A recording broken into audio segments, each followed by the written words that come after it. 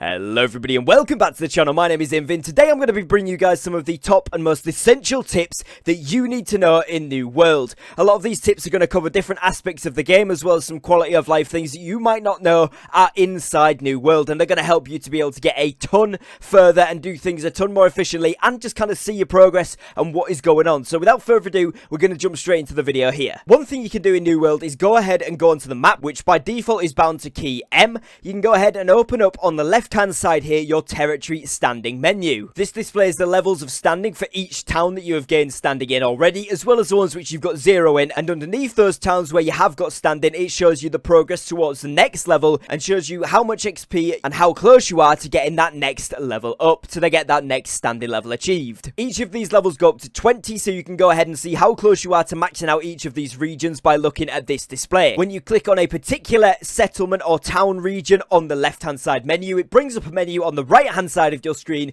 which displays the territory, who governs it currently, so which company is governing that settlement. If it hasn't got one, it won't say one obviously there. It then tells you which faction that company is from. So for example here on Everfall you've got Thenlin and Or controlled by Covenant because they're a Covenant faction. Minor a corruption breach may appear, so this is the scale of how many corruptions you might get, so that depends on how many people have closed corruptions in that area. And it also tells you the benefits of owning a territory if you hover over that part there. Now you can also see it tells you how your standing is, again showing you a bit closer up that XP bar and what level you're currently at, as well as the territory standing bonuses you currently have. So these are the ones that you've selected when you level up your standing points, and it shows you them underneath. So for example here on screen I've got gathering speed increased by 5%, storage increased by 25, and so on. So you can go ahead and see what you've got so far and what you would like to get going forward in order to progress these levels properly. Obviously you only get a choice of 3, so you've got to pick from one of them, but ideally kind of like your top 2 or 3 things that you would like to pick when you get your selections there. When you get to level 10 in town standing, you get the house ownership perk. It's the only one you are able to choose,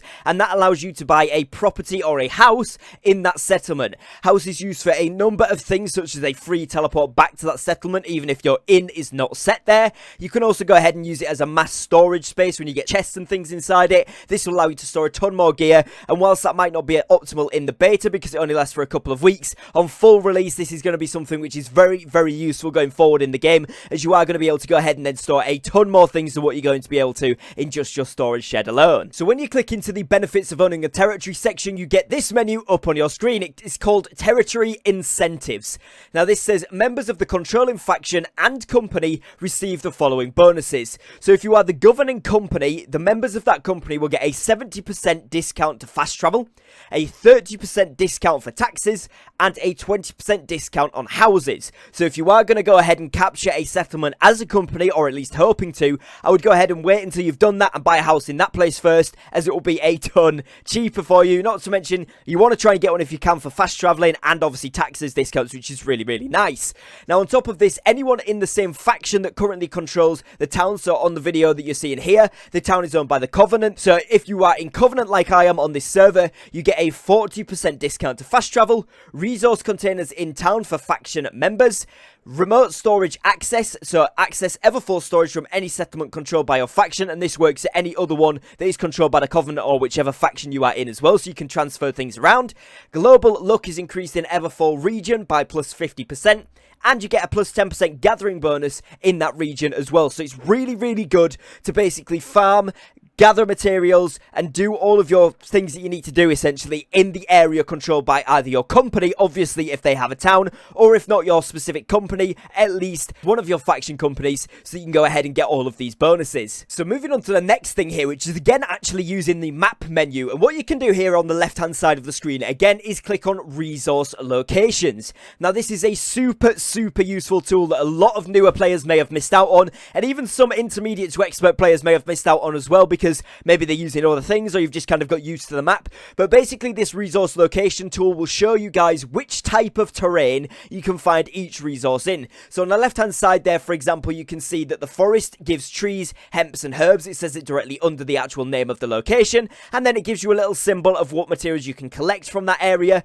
and then on the map it corresponds to a colour. So the little square on the left hand side of the name is a certain colour. When you scroll in on the actual overall world map, these certain areas of the map will be certain colours, and the colour on the left corresponds to the colour on the map, which essentially means that area you can find trees, hemp and herbs, or you can go ahead and go to a highland area where you can find precious minerals and boulders, etc, etc. And this is a really good way to make sure that you can find the materials that you are looking for, and a great way, particularly when you're getting started in New World, to make sure that you are on track for finding the right resources in the right areas. Another thing you can do whilst looking at the minimap, as you guys will see on screen here, is when you hover over an area of the map, for example Everfall here or Brightwood, it will give you the border surrounding the area, which is essentially the border which you need to be within to receive the benefits which I talked about earlier in the video, as well as any benefits you've got from standing gain and all that kind of stuff as well. So again, if you are starting to learn the map or just wanting to be in kind of the right areas for whichever quest you need to be doing, that does show you the borders, and it's a lot easier when they are controlled by a faction, particularly opposing factions next to each other,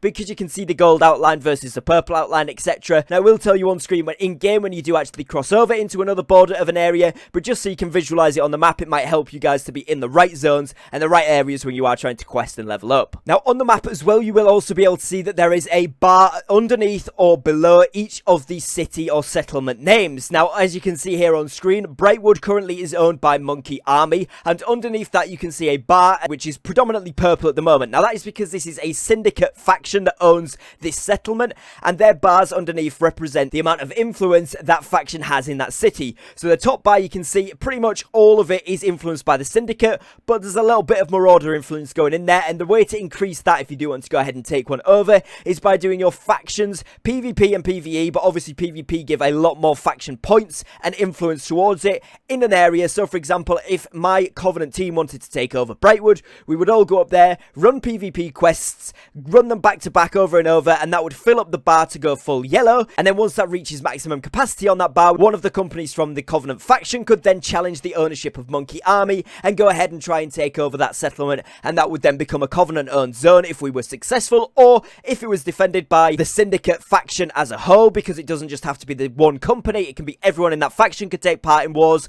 Then they would keep it and keep their bonuses for that area, like I mentioned earlier in the video as well. Same bonuses. So for example, if Everfall was taken, I would get rid of those bonuses I've currently got in there.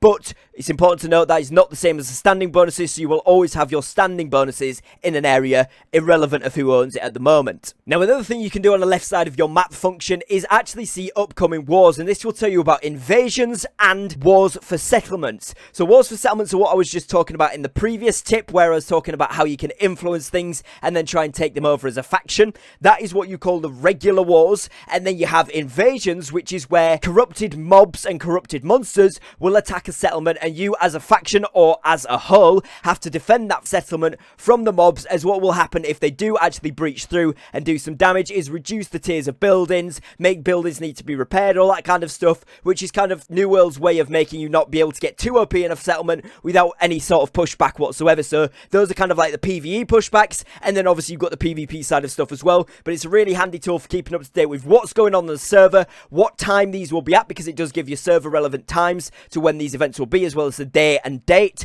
and obviously the location. So for example here, Forts Windswood or Fort Everfall. Now opening up your character menu, which is by default bound to K, you can actually go ahead and see all of your trade skills in this menu. Trade skills are super useful in the game, and it's what is used when you gather things, when you craft things, or when you refine things. Now when you click into these trade skills, for example smelting here, you can see what level is required to smelt each different type of material in the game. So you can see level 1 you can do iron, silver, charcoal and void bent ingots. Level 10 you can do iron ingots again, and you can do them slightly differently, tier 2 ones. Level 15 you can do silver ingots, and so on and so forth. So each one is unlocked at a certain level. When you then look at the raw material, so for example here mining, it tells you that you need how much XP to your next level, your current level, gathering speed bonus for the level you are currently at.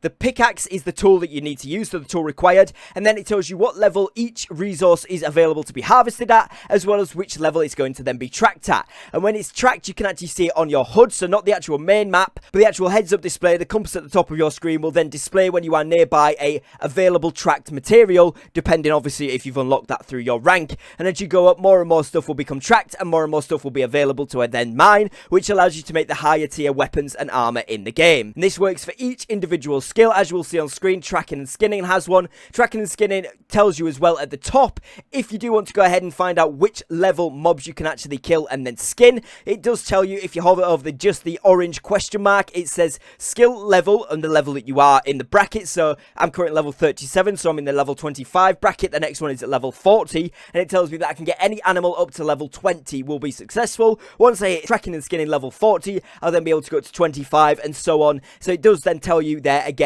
which ones you can actually be successful with skinning, and also it tells you which level you can track different ones at as well, so you can find out where they are, which is really good for the rabbits and turkeys for the town quest, which is a really quick way to get some good XP and good town standing. Now further in the K menu is the weapon mastery section. Now weapon masteries, as we all know, are a super important and super fun part of the game, and as you can see on the screen here, there is all the different levels for each of the different weapons that you've got in the game. So depending how far up you've got with a certain weapon, it will display its level here and what current skills you've got equipped with that weapon when you do actually equip that type of weapon. Now when you actually click on the weapon that you want to look at, you can go ahead and view the entire tree. It will tell you which level you are out of 20. So currently on the hatchet I am 8 out of 20. It tells me how much XP I need to get to the next level, as well as if you have any available points, obviously, but that does kind of pop up on screen, so it's a bit easier to see. It tells you which abilities you've got active, and it tells you what the damage scales with. So in the bottom left there you can see that the hatchet damage scales with strength and dexterity. It tells you that you can actually respec down towards the bottom of the page there as well, and you can hover over the abilities you've unlocked to read them, as well as the abilities you haven't unlocked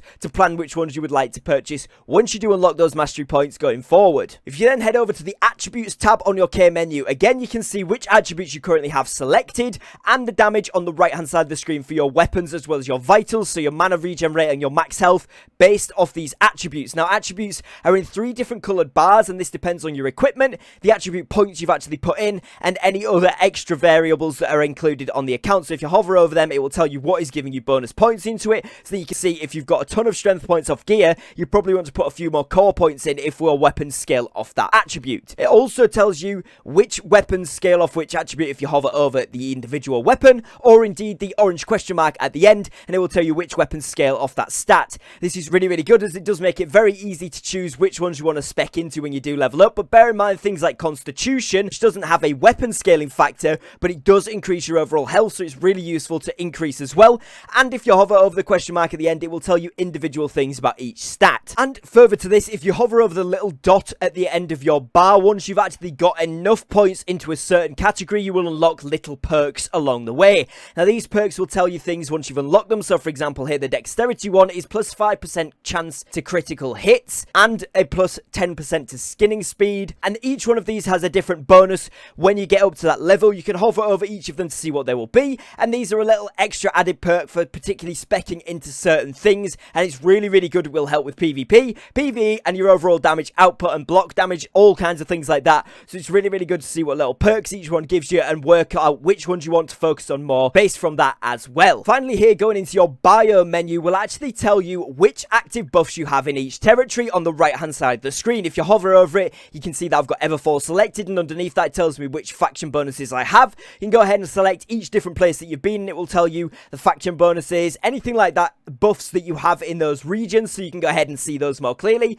You can also go on there and see which faction you're at, so obviously you can see my Covenant faction on the left hand side there as well. It tells me what rank I'm currently at, which is Templar, how many influence points I have in that faction, which is currently 5,915, and how many current faction tokens I have. Bearing in mind I've just spent a load, so I'm currently on 970. You can also see which company I'm in, so Arcadia is my company there. You can see that, and the rank I am currently in that company, as well as your name, and then your title, which you can go ahead and change there as well. Click on change title. Once you've unlocked them, you'll get a bunch throughout the game. You can go ahead and equip certain ones, and it will display above your head in game, underneath your name, and next to your faction and company symbols, so you can go ahead and see a bit more about a player, which is a really nice and cool addition to the game. So hopefully you guys have enjoyed this video and found it useful. These are the most essential tips that I can find to show you guys some kind of like nifty little things that you might not have known about, that are kind of like very nice quality of life, things that will help you to do lots of different objectives during your time in New World. If you found the video useful and informative, please do make sure that you leave a like on it down below, as that really does help it out.